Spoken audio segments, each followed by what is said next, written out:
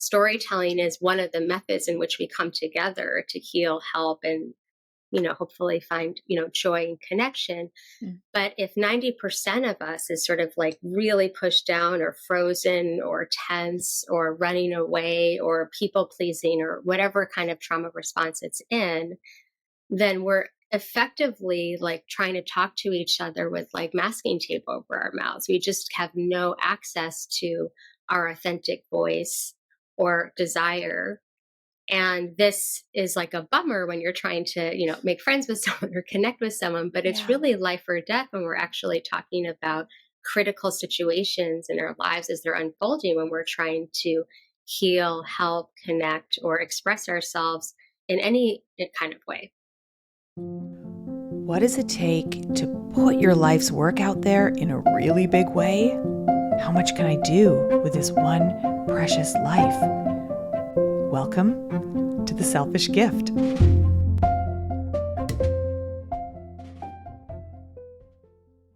If you are drawn to creative writing as a way to process the events of your life, this episode is for you. My guest today is the founder of an incredible community that I am honored to be a part of called Narrative Healing, a writing program that seeks to release our stories in a way that's both accessible and empowering. After beginning her career in book publishing, Lisa Weinert eventually became a certified yoga instructor with a specialty in trauma-informed restorative yoga, leading her to combine her professional training with her own trauma experience to create this unique work. Her first book, Narrative Healing, Awaken, the Power of Your Story, is published by Hachette Go on July 18th. Lisa, it is such an honor to have you joining me today. Thank you. Maggie, I'm so happy to be here. Working with you and knowing you and following your work over the years has just been one of the greatest pleasures and joys of my professional life and personal life. And I'm so honored to be here. Thanks for having me. Oh, thank you. Well, the feeling is mutual. And just to kind of bring listeners into the context of the love fest that is flowing between us, Lisa and I have known each other for years. Lisa, you've brought authors to my publishing program at Wonderwell. You have coached me through some creative writing. I have been at one of your wonderful retreats and experienced the work that you do exploring this intersection between the body and the stories that live inside of us. And so there's just so much goodness between us. There is. One of the things that that I wanted to, I guess, kind of touch upon just before we get into the big meat of the conversation is that you and I share this in common, that we're both publishing professionals who also are doing our own creative writing. And I'm curious to know, what has it been like for you to make the shift from a helper behind the scenes? You've worked with authors for years and years, and now you're stepping into that author role yourself. What's that been like for you? Well, it's honestly been so much fun. I'm really having the time of my life, and that's been kind of a surprise to me. I have approached writing or witnessed writers or writing, not necessarily that my clients are this way, but um, my job is to really take so much care and make things happen. And I think over time you can forget, or maybe I forgot, the pure joy of spending time writing and creating. And writing this book and creating a book in general has been such a lifelong goal for me that it's been in many ways like a total dance party with my inner child a lot of the time. I mean, and it's been really, really hard. And there was a lot of like, hitting my head against the wall and things like that. But where I sit now, ready to talk about it, I'm having a really good time. Well, I'm glad to hear that. You deserve it, and you've been such a support to so many writers along the way. I think that this idea of the identity of writer, it can be one that is Yeah. difficult to step fully into for anyone, right? Where, we Yeah. hear it all the time, like, people sort of questioning, well, at what point can I call myself a writer? Is it when I intend to become, a writer and publish something, or is it Is it only once I'm published? Like, when am I a bona fide writer? In the book, you have a story about sitting in Danny Shapiro's workshop, and she asked that question of the room, how many of your writers? Could you just recap that story for us, please? Yeah, I love that story, and I wanted to first, share another story that is a little related to the last question that I wanted to add on to, Mm, which is, that my mom is a writer and right. my aunt is a writer. And I grew up in New York City. I'm one of five, and I'm just from like a very vibrant storytelling kind of family where it just was really fed to me the way like my greens were fed to me, that telling my story and reading was a birthright that I needed to protect. My great grandmother was illiterate and signed her name with an X, and somehow by the grace of many gods and goddesses and tenacity and some changes in the Welsh government, a couple generations later, my mom's Welsh. My mom and my aunt and others went on to write and publish.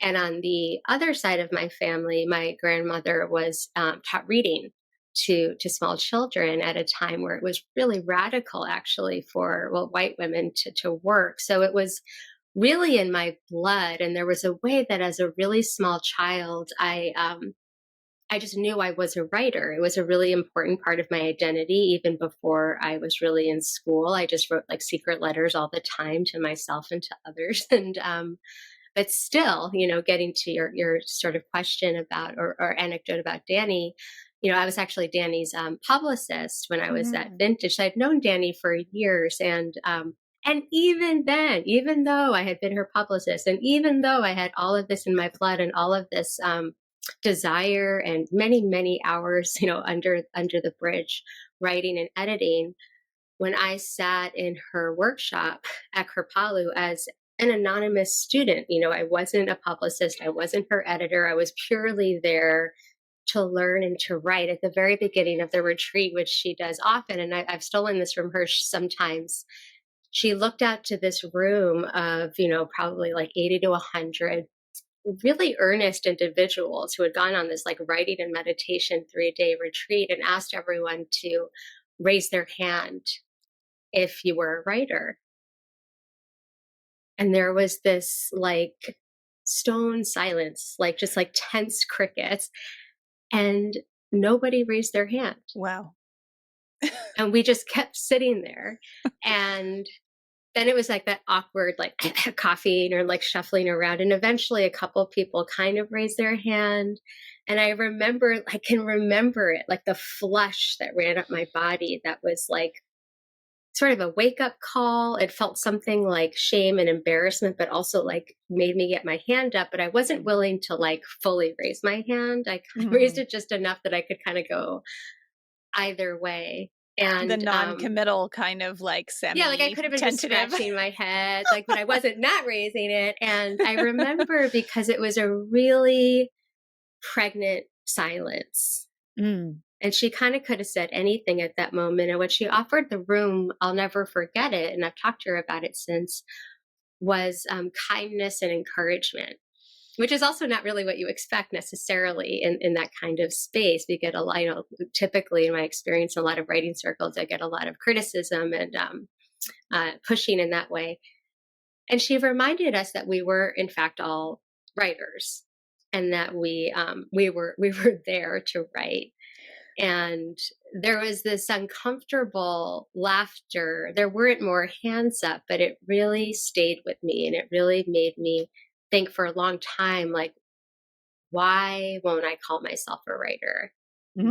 What does that even mean? Like, at what point are you qualified? I've worked with people that have published multiple books that when they meet with me say like, I'm not a writer, but, Why do you and so think that there's all these, is? um, I think it's sort of like patriarchy and like Western industrial complex, and a sort of myth around what a writer looks like, a kind of John Updike myth of like going up to the top floor and like the wife bringing lunch and writing in silence. And if you're not writing under these particular conditions in this particular way, and I mean, you know better than many people I worked with, and like really embraced by a particular kind of establishment, then it kind of doesn't count. Right. And I Almost mean, like a that's feeling my, like, I wrote this thing, but I am something else. I am a therapist, or I am a coach, Mhm. or I am something else. And then the writing is That's a just good something I point. did. Whereas, In or stepping yeah, into this identity and going like, no, I am a writer. I apply that label to myself, and that feels true and honest. yeah, I think it's like if you dare have an occupation or you have to work in addition to writing, maybe you're not a writer. And I think, and in these days, and we'll probably get to this, most of us or many of us are basically writing all day long in Hmm. ways that we never used to write, whether you're writing consciously or not, or with like healing in mind or not, is another thing. So, in my perspective, like, let's use this activity for good. Yeah. Well, and I think that there's a sort of a special identity discomfort that comes from that happens for people who are sort of adjacent to the art, adjacent to Yeah. the artist, like you, like me. So you've been a publisher, a publicist, and an editor, and a publishing consultant. I am a publisher and an editor, and there's a feeling of like, I don't know, almost like, no, the writers are the people that I work with. I am their support, and I feel like I'm kind of glomming onto their spotlight if I sort of muscle into that space and start writing Oh, that's myself. so Like, interesting. like at what point do I sort of take the plunge and go, no, I'm also a writer? And I don't know. There's something like about stay in your lane. That's really interesting. I have an interesting experience that, I began my career at the Nation magazine, but then I was in the publicity department at Vintage and Anchor Books at Random House. And in my, like, we'll call it incoming class of like the publicity department, six of us have published books. And it's just kind of, Wow. shocking. But they're, I don't know if it's shocking. It's probably like, completely makes sense. But it also doesn't mean that everybody in publishing secretly wants to be a writer. And if they didn't write, it means they sort of, didn't work out for them or something like that. But I think of it a little bit akin to like doctor patient relationship Mm. or like teacher student relationship. And for me, emerging as a writer had to do with getting more clear about that boundary and what my role was with people I worked with, and how I was not wanting my own ambition or creative aspiration or private creative life to get in the way of, Mm. in one way, being of service to another, but in another way, like my livelihood, right? Or like Right. admitting that I might not be as good at something as you think I am, or something along those lines. But I I think a Oh, lot of it yeah. had, yeah. That's a great point, Lisa, because I think, yeah, we have like a whole other level of imposter syndrome. If it's like, no, I'm Yes. I'm the one who leads people through this process. Now I sit down and do it, and like, it better be good. It better be better. It better be better than good. So it's kind of scary. But Lisa, when did you decide to take the plunge and write the book, Narrative Healing? It's such an interesting question. I would, want to ask you the same question about your book, but there's certain projects that just live with you for a long time. Narrative healing is so connected with my personal healing story and my entire professional trajectory, and like everything I've been able to pull out of like my ancestor like gene pool, that Mm. the beginning and end of it is not really clear as much as in its emergence of, and a clarity of like, oh, I think this part of it is what's going to come to the surface right now. Um, so the work itself really began in 2016 when I I started presenting this work publicly, and it was just a force. I wasn't, it wasn't, it was a moment in my professional career where I really wasn't like seeking or pitching or managing or trying to make things happen, but I was really leading as a student. Like my first program at Kerpalo emerged when I was at Kerpalo as an assistant for another program. but it was just like I could not stop talking about this. I was completely obsessed with, this idea of an embodied writing path and personal transformation through writing and narrative medicine and narrative healing. And people just started overhearing me. And I was invited to put together a conference for them when 6 months later, I had a conference of 100 people, which Mm. was to the force of it was really beyond me from the very beginning. And it was some right place, right time, and just a convergence of everything I had been doing, and sharing real sincere desire and urgency to share with others what worked for me and to bring great people together, including you. And the book was a direct result of that. So it So became the clear. workshops came first, and then the Yeah, book the work. was So in like, terms of the and yeah. trajectory, Mhm. yeah, the working on it myself came first, Right. and doing some private, like nobody looking kind of workshops with like friends in New York City and writers. I did that first, and then I was able to do like big public workshops, and it was clear that a book was a natural outcome of that. But what happened is the pandemic, and like really the world changed. I worked on a proposal 2018 to 2019. The proposal, I would say in retrospect, I spent about as much time working on as the actual book, to be Oh, that's honest. so interesting. And It was pretty how long would interesting. that be? Ho Well, I think I worked on it for about a year, and then I rewrote the whole thing The proposal. after the pandemic. Yeah. Wow. Wow, wow. Yeah. I No, had people to really really underestimate feel the that, don't they? structure. Yeah. I think Mhm. people underestimate it, and the structure was something I had to really like fight for within myself, the confidence that yes, this is really, no one else is going to give me permission to do this. Mm. I think that was part of the process as well, like really like anointing myself in a way, like in the process. And when the pandemic happened, there was a real awakening, like I need to shift the Mm. priorities here. And so it was probably like a 2-year process in some ways, because I wrote and then getting the agent and then writing it. And writing the book was the same kind of process. I started writing it and I had to make some significant changes. About Mm. halfway through, it became really clear. And I think you and I spoke around then. I was like, oh, I'm making some changes to this. I'm Mhm. not quite ready to talk about it. And Yeah. then yeah. That's so, and I have so many more questions about the process and how it all unfolded, but I'm Yeah. mindful of the fact that we haven't really summed up what narrative healing is. Yeah. Can you please describe what that means? Yeah, so narrative healing is a mind body writing program designed to awaken the stories in our body, work through writing as a healing practice, connect with others, and ultimately move beyond the confines of your personal story to grow and be of service to community around you. And that's so interesting, Lisa, because you talk about it as an embodied practice, but Yeah, so many of us think about stories as something that live in our mind and in our head, and that the act of writing is a yeah, cerebral act.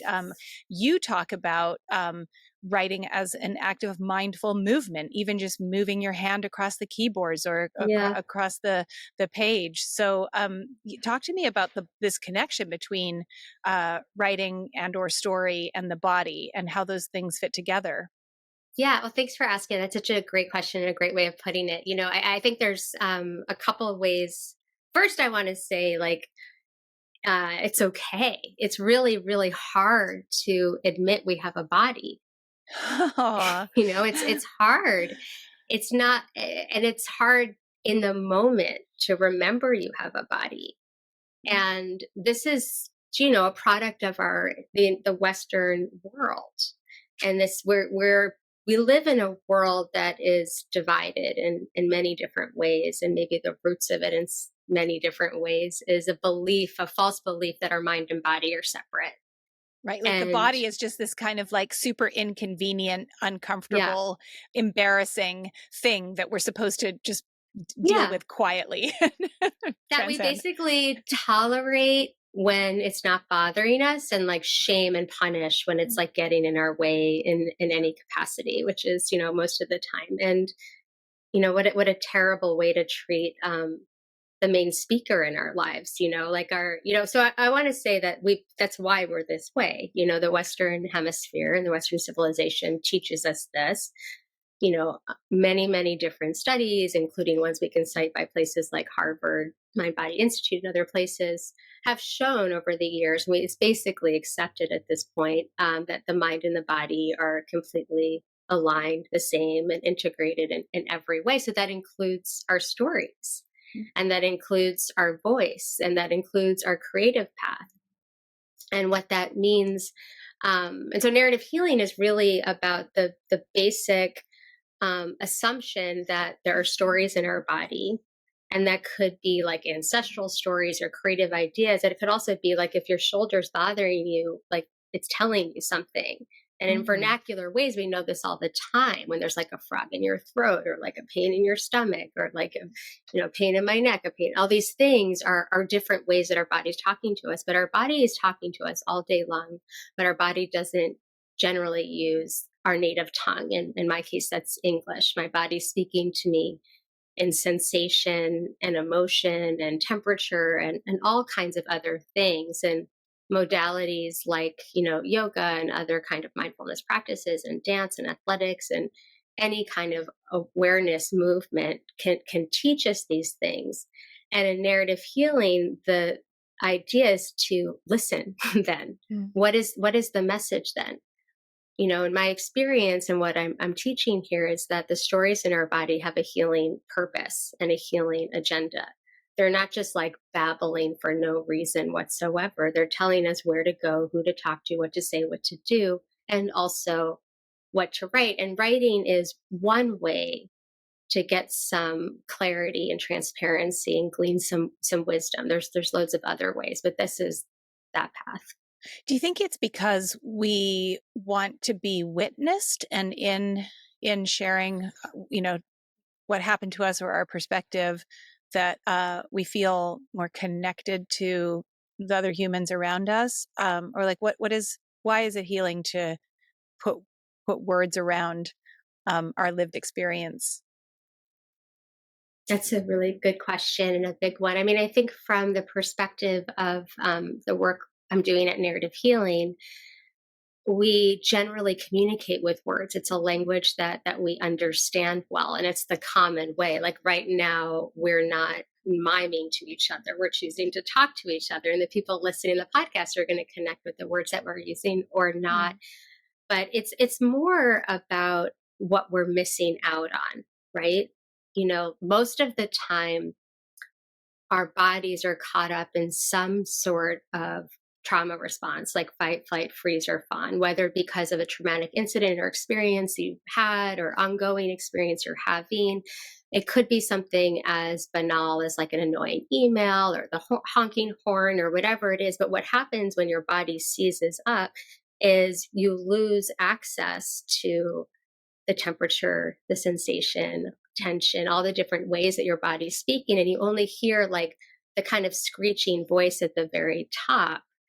And so, what this work does, I mean, narrative healing, to break it down more, is told through 6 parts. The first part is waking up the stories, the second part is listening to them, then expressing them, and getting inspiration from them, sharing them, and growing beyond them. But in that, we're mostly stuck in that first place, and we just start communicating without having any idea what's we actually have to say. Right. And You say, you have this line in the book where you say, for many kind of writing practices or workshops or classes, when we actually I copied it down directly, when we jump right in and start writing, Mhm. i.e., without listening first, only the loudest and bossiest stories get told. So there's this idea that, I think I love that line. And it really speaks to the fact that we are so used to just ignoring the sensations that our bodies are Yeah. using to communicate with us. And so, what is that what you mean by the screechy voice? Yeah, it's exactly what I mean by the screechy voice. And back to your really important question, like, why do we do this and how does it help us Yeah. connect with each other? Is that you just to zoom out quite a bit, we're social creatures. We're designed to be around each other and to help each other. And that's just the way we are as animals on this planet, and that's also the way storytelling works. And storytelling is one of the methods in which we come together to heal, help, and hopefully find joy and connection. Mm. But if 90% of us is sort of like really pushed down or frozen or tense or running away or people pleasing or whatever kind of trauma response it's in, then we're effectively like trying to talk to each other with like masking tape over our mouths. We just have no access to our authentic voice or desire. And this is like a bummer when you're trying to, make friends with someone or connect with someone, but it's Yeah. really life or death when we're actually talking about critical situations in our lives as they're unfolding, when we're trying to heal, help, connect, or express ourselves in any kind of way.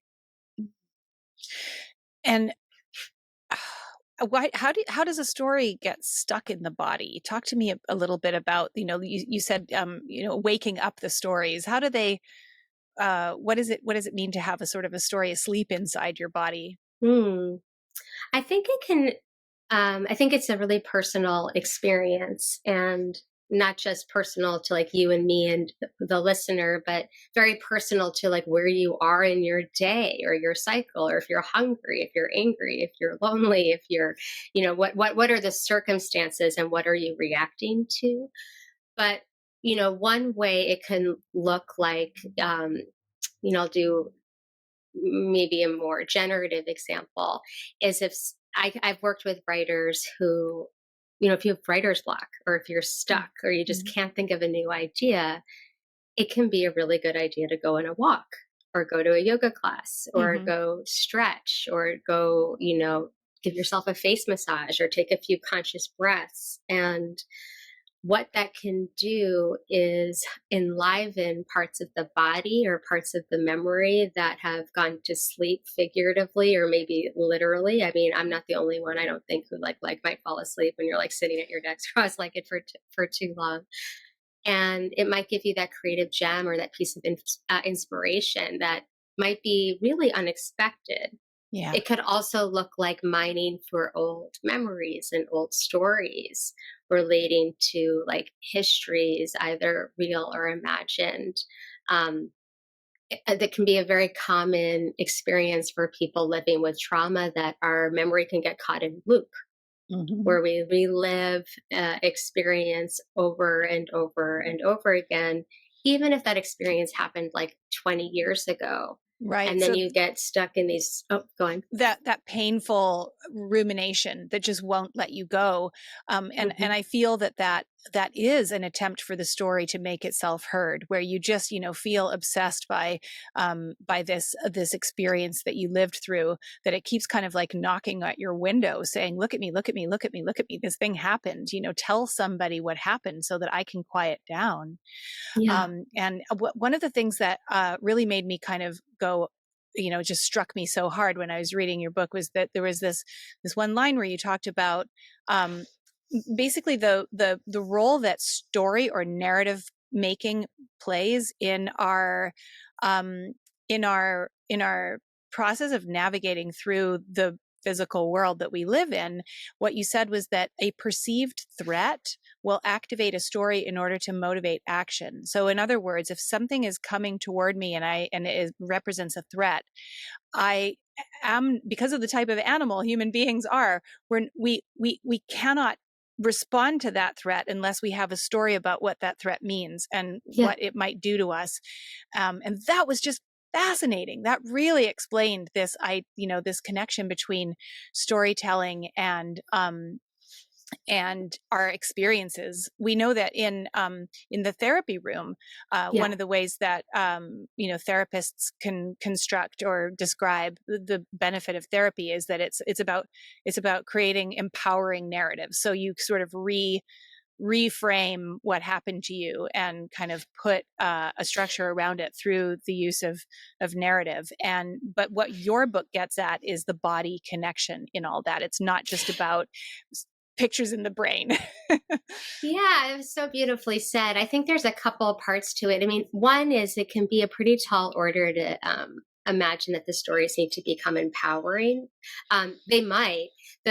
my experience with this is that we can begin to make sense of them and make sense of ourselves. And this book can offer a journey to start this work on your own and with others. And, I say many times in the book, and this is a good time to say it now, that I'm not a therapist and I'm not a trauma informed therapist and I don't work clinically in that way, although I did interview a bunch of therapists for this book.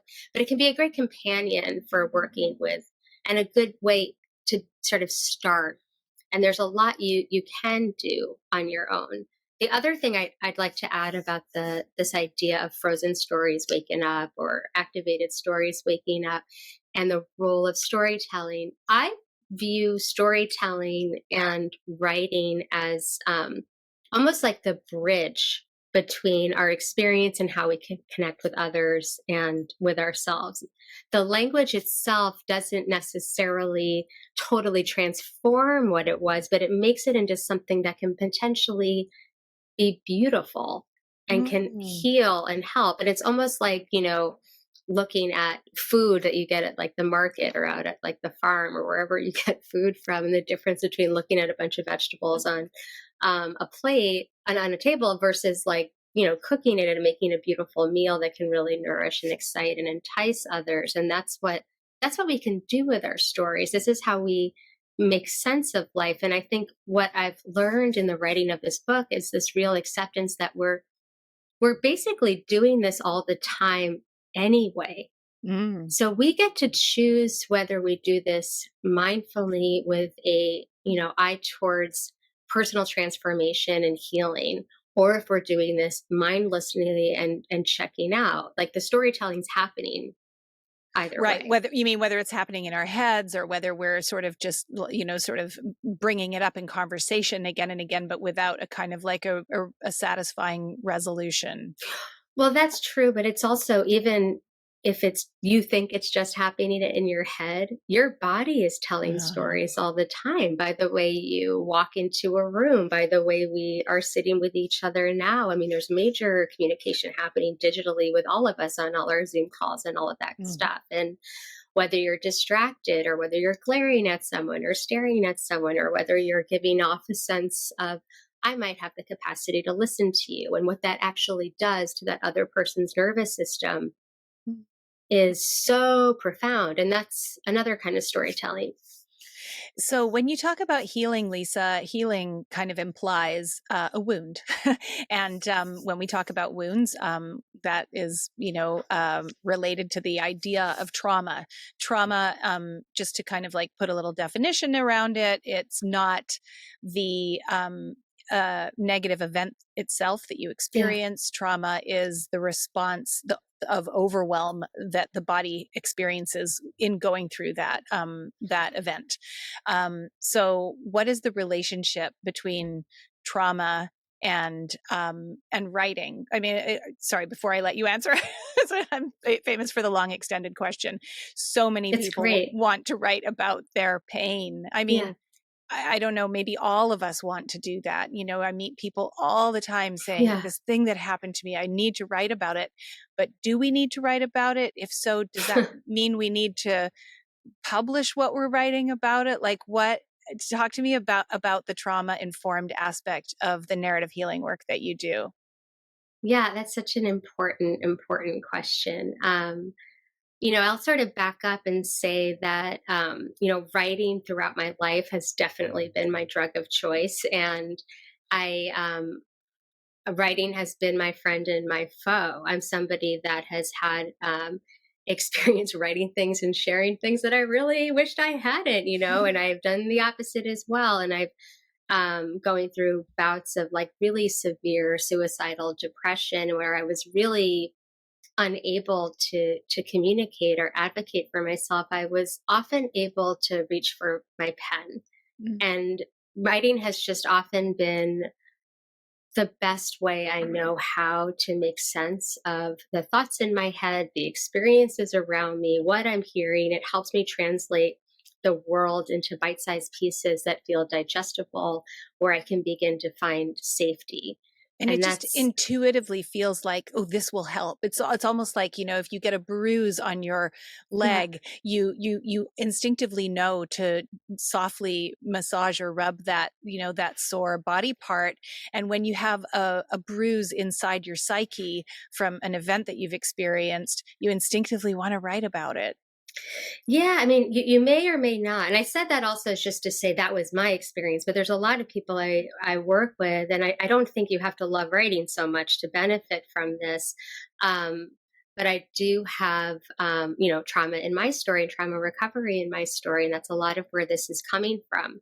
I've also, as a professional, in the biz as an editor and publicist and literary coach, I've worked on a lot of memoir and a lot of stories of survival, a lot of stories relating to illness or assault or sickness or addiction or what have you. So I do, and what I've seen time and time again, like you said, is writing can also harm. I want to put out there. It's not always the best because going back to what we were talking about earlier, in my experience, you have to be in a regulated state. Your body has to be in some degree of safety feeling. You might not feel wonderful, but some degree of relaxed and restored, not in an active state or fight or flight to really tell a tender story about trauma or wounding or however you want to phrase it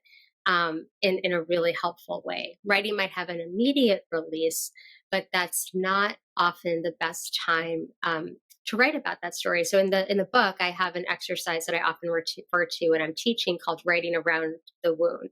So it doesn't mean don't write during that time, but write maybe about something else, because whatever you're Mm. writing about is always going to be about that thing anyway, because wherever you go, there you are. And whatever, like, you could write about what you had for breakfast, and it's going to be somehow about that experience, if that's really what you're chewing on. But it goes back to that principle that we were discussing earlier, that if your body is caught up in a traumatic response, you do not have available to you your full senses, your full sense of memory, your full Mm. sense of regulated perspective. So you're not going to write well, number one. Hmm. If you're really, seeking to write something that you want to share, you can't write about that thing when you're feeling that way. And it can be really helpful and instructive to choose a time before or after that thing. So let's say it was an incident. It's not always an incident. Sometimes it's ongoing systemic stuff. But if it's an incident that happened like in the fall, to write about something that happened in the spring, like a benign moment, or something that happened way before. So that would be a writing prompt I would have Mm. going into that. Another way in is to write what I call the fact paced journal, and literally make a list of what's happening around you, noticing what you're seeing, what you're smelling, whatever senses are available to you, stick to those, but stay clear of emotions. Mm. Unless you're working with a narrative therapist, in which case, somebody that's really qualified to help you process what you're writing, I would wait. That's just really essential for that kind of writing to be helpful and healing. Otherwise, you end up activating yourself every time you go to the page by And then it's just retelling and retelling. re-traumatizing and may intensify your distress and not kind of lead you out of it. Is that Yeah, right? Yeah. I think Um, you kind of mm, get, like you were saying earlier, that kind of looping story mm. becomes even stronger. You were talking about not when you're in an activated state and you're distressed or dysregulated, that you can't write all that well. Well, one of the effects of having a trauma experience is that it kind of scrambles the way that we lay down memory also. Yeah. So even kind of like, if this may be years later, I may have done a lot of processing on that event and I'm ready to write about it in an insightful way and from a more healed place, and not sort of like ripping open the wound and bleeding onto the page and maybe even traumatizing my reader, right? Yeah. But now I'm going to go back and write about that difficult event, and I want to do so with clarity and insight, but I can't freaking remember anything that happened because I was in such a dysregulated, traumatized state at the time.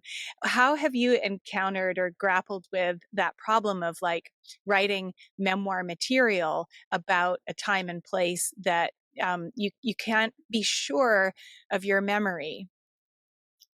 That's such an interesting question.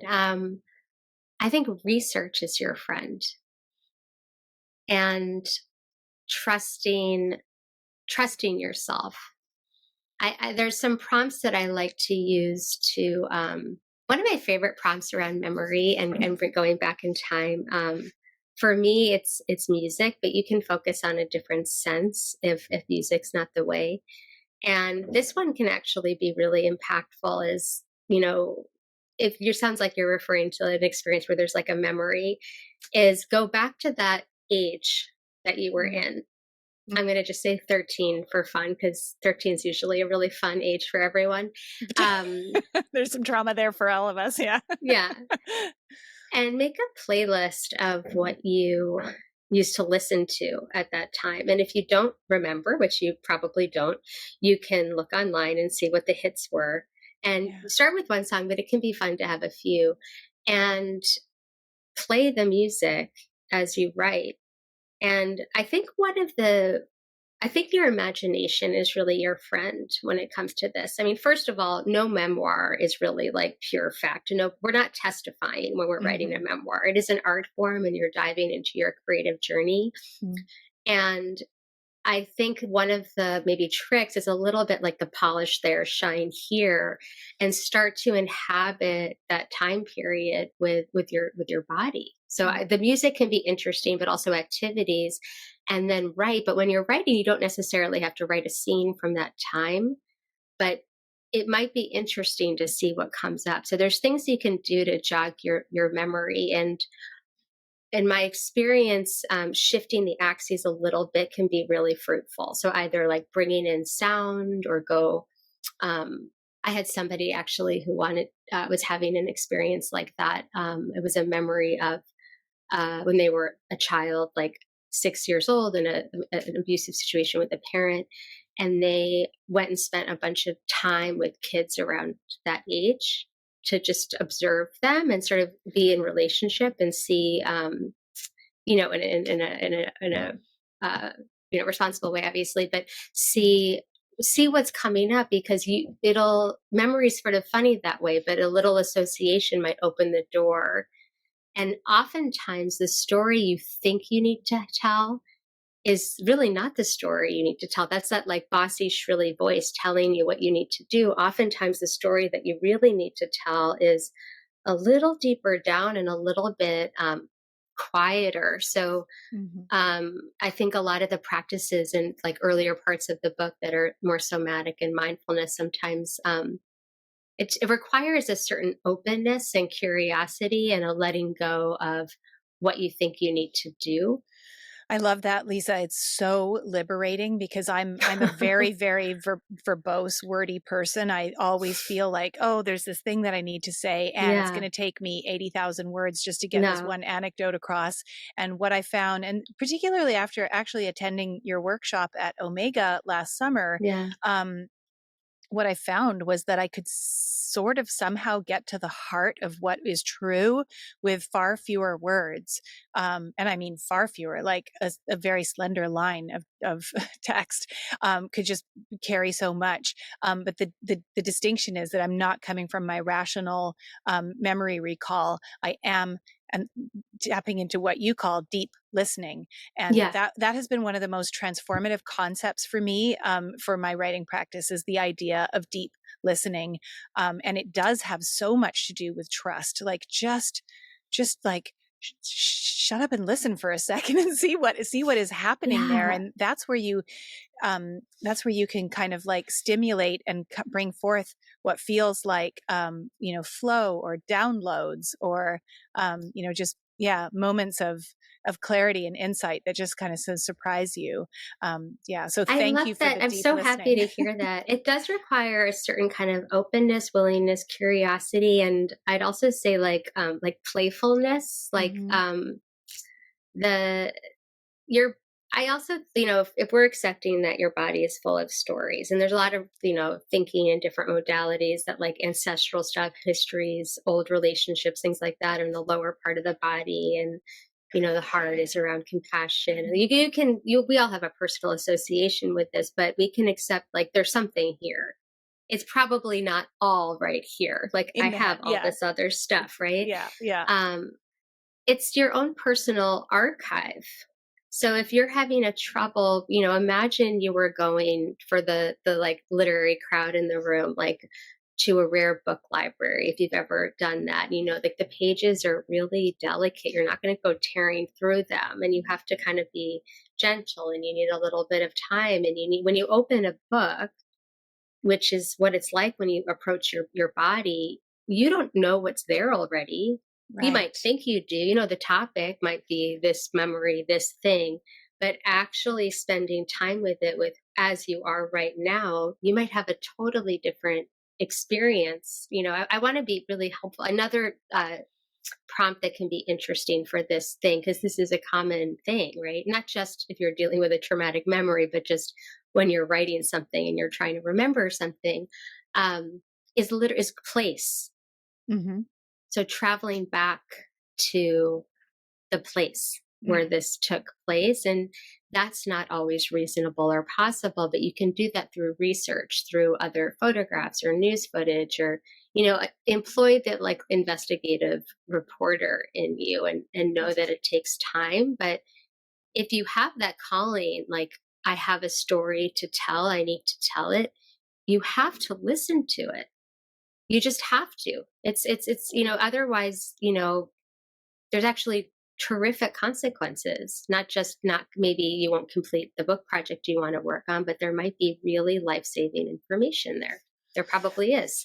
One of the most helpful ways to think about that you shared when we were in that workshop last year, and maybe it's in the book too, is kind of it's analogous to showing up to a conversation with a person, and Yeah. when you're just waiting for the other person to stop talking so that you can interject with what you're already like you've got lined up to say, and that Yeah. many of us sit down to write with that kind of attitude where we're like, I'm opening my computer and I know what I want to write, and I'm just kind of like bulldozing forward. And what you're suggesting is that we show up to that practice with more receptivity and just so that there's a Yeah, discovery and in the just, process. kindness. I think one of the most powerful moments when you said, why did I need to write it? A lot of it really did happen in my trainings that I did for restorative yoga, therapeutic yoga, when I wanted to know more. Like, what do you guys have to say? And there was this really, a lot of the work I do is attracts like, caring individuals, and care for the caregiver is a big theme. And it was a training I did, which was a lot of caregivers, nurses, healing arts professionals, also writers, poets, that kind of thing, people that were holding space for others in one way or another. And the practice that the teacher had us do was to stand for not even that long, but just Yep. stand on your own 2 feet and take a few breaths and really feel the weight. I mean, anyone listening can kind of do this with how you're sitting. Feel the weight of your body land on the ground and begin to release. Mm. And within, I think we did it for 1 full minute, maybe two, which is a long time to feel your body on the earth, actually, because we're all moving around and reacting all the time. Everyone was crying Oh, wow. because of all the things we're holding, all Yeah. of the worry, all the sorrow, all the memories, all the aspirations and desires. And I was assisting, so I didn't do it. I just watched, which was, and then but I felt like, what do you have to say? What do I need to know? And so it really inspires me in narrative healing to get to that point where we can actually feel and then write from there. Beautiful. Beautiful. Lisa, I want to shift gears a little bit. Now, I could talk about this all day. This, how narrative healing works, what's happening inside of our bodies and our hearts. But I want to kind of ask you some nuts and bolts questions Yeah. about what your publishing journey was like. I mean, you are a professional. You must have a lot of contacts. Yeah. I'd love to hear kind of literally how it went for you to kind of get your publishing deal. Did you have an agent? How long did it take? Like, there's so many questions. So I just want to throw all that at you and invite you to chart the journey in any way you see fit. But I'm curious about the nitty gritty. What was it Yeah, well, like? interrupt me if I'm too general. Um, I have to say all of my connections help me not at all. I Interesting. you know, well, I really learned, publishing is a small world, but it's also a very big world. And my history, I worked at Knopf Doubleday, Vintage Anchor Books with like major narrative nonfiction authors, literary fiction authors. I was incredibly privileged and lucky to get to work there. I got an incredible education, but it's a very literary imprint with very serious nonfiction. And I found myself writing this like mind body writing book, which interests that group of people not at all. I mean, they've all been very supportive and I am very grateful for my friends, but it's like not at all what they can do. And so in terms of my journey, also, as you asked earlier, becoming a writer, it was about like putting down trying to be a different kind of writer and actually trusting like my voice and my truth actually in this category, which is very unknown to me. So even if I have decades of experience, I'm not writing policy, I'm not writing literary fiction. And Lisa, And just to help people who are not inside the yeah, industry and maybe wondering, well, wait, what's the difference? How yeah. would you define literary narrative nonfiction versus what you're doing in this book, which is kind of memoir blended with prescriptive? But what do those terms actually mean? I feel like you would answer that better. Well, literary fiction, in my understanding, is like more erudite, uh, fiction that is more conceptual, high art, character driven. But yeah, I'm not sure how I would define the real difference between literary fiction and commercial fiction, which Oh is no, more. I'm thinking of literary nonfiction. So like Oh, well, the versus nonfiction yeah. was like Hmm. major policy books written by Oh, like I Bill see. Clinton. It was Oh, like okay. that kind of stuff where I worked. But narrative nonfiction was big ideas books, Mhm. books about changing policy, shifting perception. Basically, a lot of words, long chapters by people with a lot of credentials for the most part, but practical mind body spirit with like practices and prompts, lives in a different part of the bookstore. It has a different kind of publisher, different kind Mhm. of media might be interested in it, and different kind of outlets. So that's how I see the difference. Yeah, that makes sense. And if I can just kind of, I'm thinking through my own definition of those Yeah. terms too. I think that if we think about like a literary memoir being one whose primary kind of value or focus is on the art form, or on the, Hmm. yeah, I guess on the craft and the art of storytelling, whereas your book has a more practical aspect to it. In our trade we call it prescriptive nonfiction, which Yeah. means that it teaches people how to do something, but you have also blended some elements of your own story in there which lend it a bit of a memoir feel, but it's not a strict memoir. And I think a lot of Yeah. people who feel the urge to write and publish a book are in this sort of like gray zone of like, I don't know what kind of book this is. Is it a story about Oh. me, or is it a bunch of information for the reader? And you've blended it really ably, but I can see how if your publishing contacts were all in this sort of like big book nonfiction, big ideas space, then that It kind was of a really just practical mind, memoir body, feels just spirit different. was a different thing. Yeah. A different, it is a blend. It's sort of a little mixed genre. It became more so as I was writing it. But in terms of people listening, just a telltale way to do this is go to the bookstore, browse around Amazon, and check out books that are like your book and see how Hmm. they're categorized. My book is sort of in self-help, which I kind of like gulped at, really wasn't what I intended to do, but it was truly what I meant to do.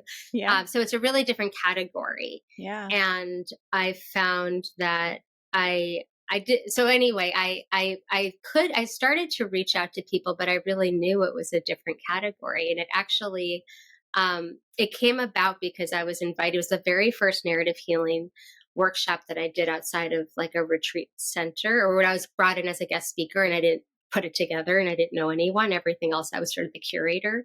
And I was invited to lead a workshop for this incredible retreat for parents who had lost kids to gun violence called Ooh, Purpose Over Pain in Chicago. And it was a totally life changing wow. moment. It was a moment I walked into the room, I knew nobody. It felt like it was a very different population, very different topic.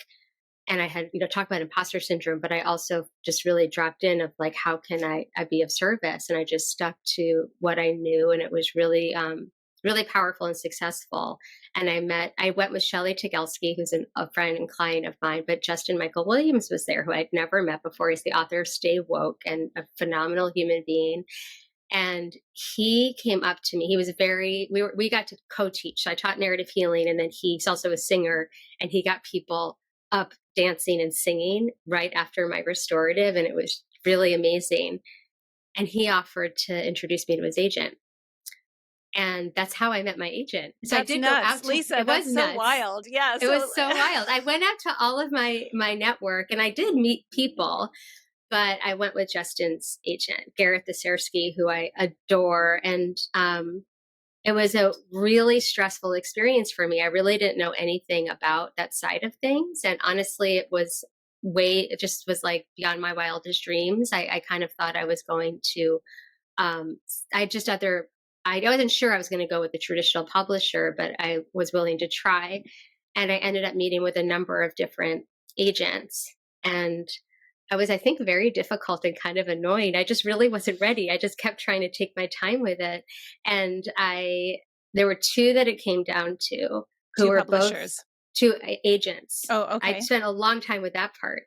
I really Huh. felt like it was an important, and I got a very good advice from someone that I'll pass along, who told me to don't get fooled by shiny objects, and to go with the person who I just like the way they talk about my work. And Oh. Gareth made me feel great, and I really trusted her. And Justin had a great experience, so Mm. um, she didn't change the proposal at all. Mm. And we went out to publishers pretty immediately. I think I signed with Gareth in March or April, and went out that summer, and was meeting with publishers in September. And I know that because I Wow. got married in September, and it was like a very busy month. And That's I met with fast, an right? Like that's not always typical. Like you sign with an agent and it then was my publishers are experience with interested. this is I took a long time putting it together, and I Hmm. really spent time, and I redid the proposal. But once it was out, it happened pretty quickly, and everything Hmm. happened pretty quickly because I And so think it was was there just well more cooked. than one publisher making an offer? Did you go out to auction, as they say, or was it like how did that process go and how did you know It was that this wild. is the deal you're going to take? It was much more fun than I thought it was going to be. It was pretty like it was just felt all of it felt ridiculous, to be honest. I felt so like I can't believe this is happening. And like I said, I was getting married that month, so it Yeah. just was everything was kind of right sized in terms of like um I trusted my agent, and I met with a number of people, and I think my publishing experience helped me enormously in that process because I had very clear questions. I Mm. wasn't trying to make friends or charm anyone or be charmed by anyone. I wanted to know where they saw this in the market, what other books they'd worked on that were like this book, Mm. how they, if they had a vision for the packaging, and why they were drawn to it, because I really wanted to get them talking to see how they talked about it. I wanted to get a sense if I could like hear if there was any budget they had in mind, like if they had advertising plans or any kind of things that I knew cost money or format I was curious about. Um, and I I actually got a couple of offers, Mhm. and the and I paused. I really was like, I don't know where it came from. I got some other kind of like nerves of steel. I just really knew I I needed to be in like a grounded place just to say yes to someone. So somebody made an offer. My publisher made an offer, and they weren't who I thought I was going to go with. I had expectations of being with a smaller place, Uh-huh. and that kind of it was a weird problem. I couldn't. I had to like shift my perspective there, and I asked for more information, and I asked them to tell. I wanted to know more about their marketing and publicity plans because that's the language that I know basically. Yeah. and they came back with a marketing plan like rather immediately. And So what was your um, concern about this bigger imprint? You were afraid of getting lost in the shuffle. You've seen that happen. Is that it? You thought you'd go with a smaller publisher just for the attention and um uh I think it was just my expectation. I had lower expectations for myself. oh, Not that it interesting. was lower, but I just had a kind of indie experience in mind. And um, I got really excited about the backlist of some of the smaller ones that were interested, and like feeling cozy in that company, I think, or like very inspired. And this is a new imprint. So it was that they're new was a concern. Mm-hmm. And but the concerns were very superficial. Like I didn't like when I actually was like with myself, like trying to weigh it later in the evening. I just was like, you got to be kidding me. I mean, this is pretty great. So I was really, I loved, my editor was really persuasive and really, Renee Sedlier is awesome. She's, I think, one of the best in the business. She's been around for a long time. She really understood this book. And I, yeah, I think there's a, just with the way publishing is and the kinds of changes in the industry and just the like monopolies that have been around, as an individual and consumer, I tend to really like smaller presses. So Uh, that and was a little bit what I was thinking. when you said that the imprint was new, I just want to clarify that because you're talking about Hachette, which is obviously not a new company, but you're talking about Hachette Go, which is an imprint of Hachette. So can you Yeah. explain for listeners, like what does that mean? What is an Yeah, imprint versus a big? publishing companies are made up of different imprints. Like I'll talk about Random House because that's the one I know better. Like Doubleday, Knopf, Random House. You'll see on the spine of the book, and that's the imprint. And then sometimes even within imprints there's subdivisions. And Hachette Go is a couple years old, whereas other places I was talking to are much older. And But other I than it think, just being like a logo on the spine, what does it mean? I mean, really, the imprint is of the group of people. That's what you're talking about. It's a team within a larger organization. well, I was That's very impressed by the team, but I'm very mindful of instability in the industry. mm, And the team itself is phenomenal. And it being, for people listening right now, especially people interested in writing memoir, practical nonfiction, or some kind of, I think there's a really wonderful emerging genre that I think narrative healing kind of falls into, that interdisperses like personal stories with practical nonfiction. And that's a growing market. And as what I really learned as I met with different publishers were how much publishers were investing in Mind, Body, and Spirit, and how many new Mind, Body, Spirit um, imprints were out there. And I talked to my clients about that mhm, a lot because there's a lot of room there for different kinds of books that are can be very personal voice, personal mission driven, but have a real active perspective and point of view of helping others, which is mhm. really what Hachette Go is all about. And um, I think it's the perfect place for me to be. Amazing. Well, thank you for that insight. I think it's hilarious and awesome that it wasn't just a question of calling up your old colleague and getting a book deal. No, I totally thought it was going to be. I mean, everyone, I'm like, they were all like, we love you, but like, We're not we our don't do thing. that. Yeah, we No, don't. Yeah, yeah. You're cooking a meal that we don't serve in this restaurant. Yeah, it's um, exactly what it was. yeah. No, all Okay, about a I want friend.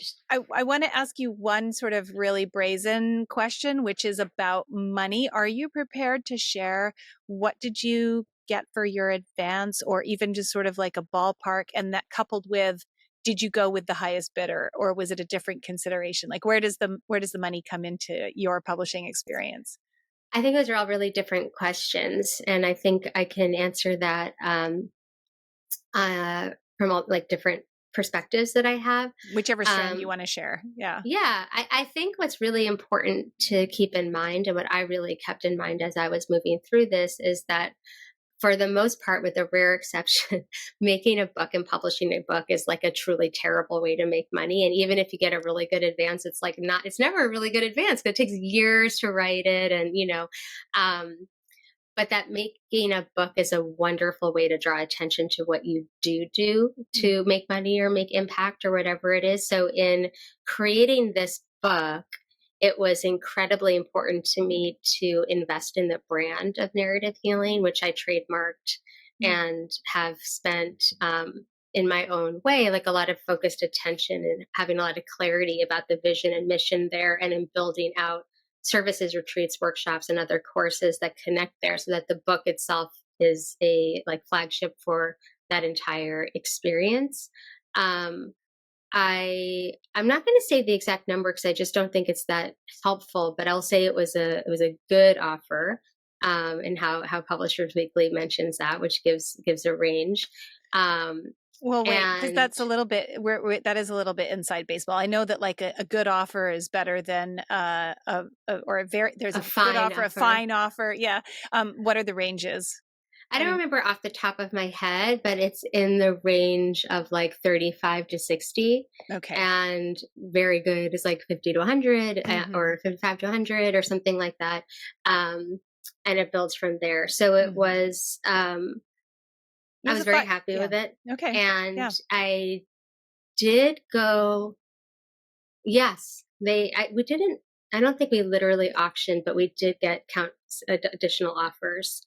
Mm-hmm. And I went with the highest offer, not because it was the highest offer, was because of how they were, their clear commitment and desire to publish this book, and how they were really, and they weren't like just throwing an offer at me. It was a conversation around like, what else are you looking for? How can we make this work for you? Mm-hmm. Um, That's attitude. that's And I great, would, and I'm sure it also didn't hurt that they were offering the most. well, there wasn't like It a doesn't hurt. huge difference. It Okay. wasn't, it Mm-hmm. wasn't a really easy decision. Mm. I really fell in love with my editor, which I also wasn't expecting. I've having like a kind of traditional experience, which is unlike most of the books I work on. But she, I really just, I had a good connection with her. I really admire her. She's like a veteran in the wellness world and Mm. books, and she's the head of the imprint, and really passionate and protective of the And title she that takes does not on. always happen, right? I mean, traditionally No, published authors, I was actually just, I was at a different writing retreat last week where the retreat leader was talking about publishing her nonfiction, her first yeah. nonfiction book a couple of years ago.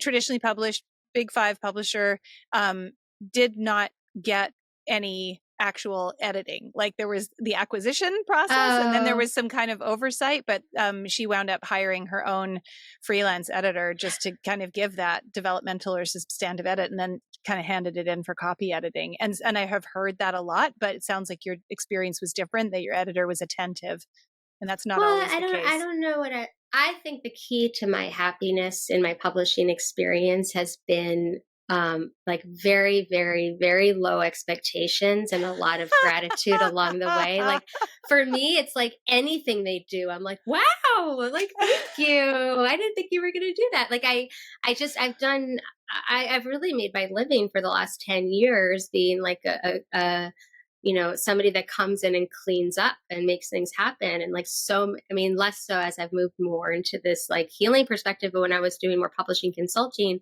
like 90 to 100% of my clients were clients coming in like, oh my God, I have a deal, but they're doing nothing. Or, oh my God, my publicist is doing nothing, or my editor's doing nothing. And Right. I would be the person hired to put everything together and bring in a thoughtful team, and or refer them to Maggie, knowing that they'd have a really Yeah. wonderful experience there. And so when I went in, I really was thoughtful about who do I need on my team Hmm. and who does what.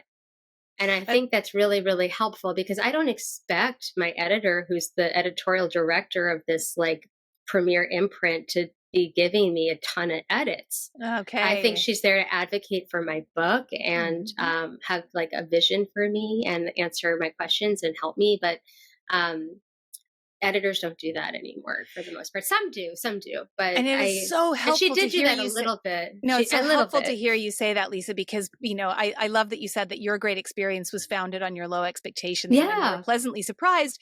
And almost everyone goes into it with, the opposite experience. They go in with No. high expectations and then they're disappointed. So that is super, super great insight. It's Lisa, also like who's your reader, like mm, who are you going to with a tender story that you need positive feedback on, and who are you going to with a finished or more finished thing that you're looking for. Like I think it's really understanding better what people's real roles are. mhm, And as people are listening, I low expectations I think is always helpful, but the most important thing is gratitude.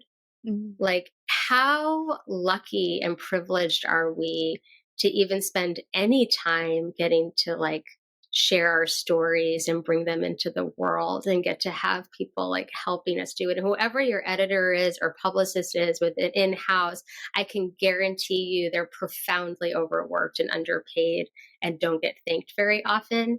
And that anytime you thank them will and if you don't know how to like fill in the blanks, like give me a call, give Maggie a call. We can help you like build out a team. But it's I think it's a little bit like going like you're traveling by plane, like expecting like the pilot to bring you some pretzels or something. Like that's just not really what happens. Like Well, that's super insightful, Lisa. I really appreciate your kind of just reality checking that experience from an insider's perspective. We're going to have to wind up, but before we go, I'd love for you to just briefly tell us about your upcoming online course that you're doing in partnership with Omega Institute. yes. So I have a number of things coming up with Omega. Omega Holistic Institute of Studies is located in Rhinebeck, New York, and all of their programming is in person over the summer, but they also have online programming. And I have a book launch in person July 7th through 9th that I would love to see you guys at. And I'm launching the Narrative Healing online course with them in September, which is going to be a companion course to the book that has self-paced um, materials and resources, as well as a live component where you'll move through the course in a cohort for 8 weeks. Amazing. It sounds incredible. Lisa, you're going to end with just trying a thing with me. You've got an exercise that's in this book, which, by the way, for those of you that can see the video, here's the cover. It's called Narrative Healing: Awaken the Power of Your Story by Lisa Weinert, and it's out July 18th, everywhere that books are sold. And Lisa is about to give us a little bit of a taste of it, just a kind of a somatic story body prompt that you love to use. Thank you, Maggie. Thank you for holding up the book. I just want to say how one thing I'm grateful for is how beautiful the book is, and Hachette has just done the most amazing job. So I wish you all as good of an experience with your publishing lives as I've had. So find yourself a comfortable seat. And this practice is something that can be done anytime, anywhere. It's a real quick, like one to have in your pocket, like on the subway, or if you're lying down or walking into a meeting. And sitting or standing, begin to connect with the earth beneath you. And take a few rounds of breath with the sole intention of arriving. Inhaling, saying silently to yourself, I am. Exhaling here. So silently inhale, I am. Exhale here, and take a few rounds of breath just like that.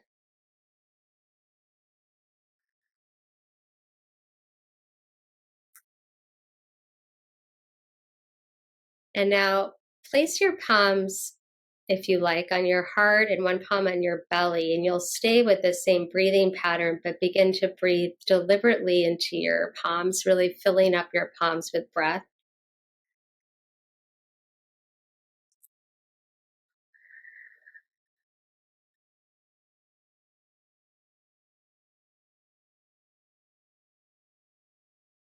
And you can imagine, if you like, that there are little ears in the palms of your hand, or for more tech people, like little microphones. And over the next 3 to 5 breaths, consciously listen to your breath. What is it saying to you?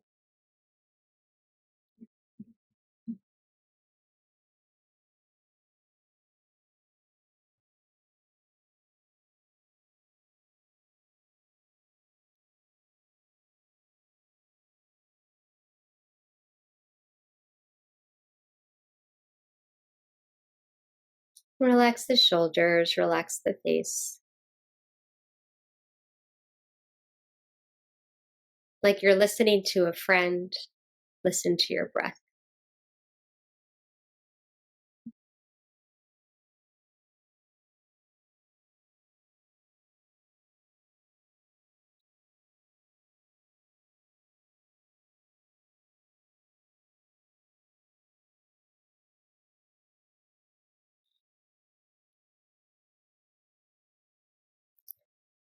And you can stay here as long as you like, but if you'd like to take a prompt as you're ready, move to your writing technology, either your notebook or phone or computer, and take a few moments to write down what your breath has to say. Beautiful. Lisa, thank you for sharing your time with us. Thank you for sharing your practice with us. And thank you for doing the challenging and rewarding work of listening to your own stories, to your own body, so that this wonderful wisdom could come forth. Thank you so much, Maggie. I always love talking to you, and it's a real honor to be introduced to your audience on the first ever podcast appearance for narrative healing. So I Wonderful. will Yay. always remember this, and I really appreciate it. Thanks, Lisa. I really hope this conversation has inspired you to give so much of your gift to the world that it expands you into your greatest possible version of yourself. Remember, it's not selfish just because we also benefit from it. And here's where I get to make a selfish request. New podcasts need all the help they can get. If you enjoyed this episode, please rate the show and subscribe to us on your favorite platform. Don't forget to follow us on Instagram at Selfish Gift Podcast. And send me a DM. I'd love to hear how you're sharing your gift with the world.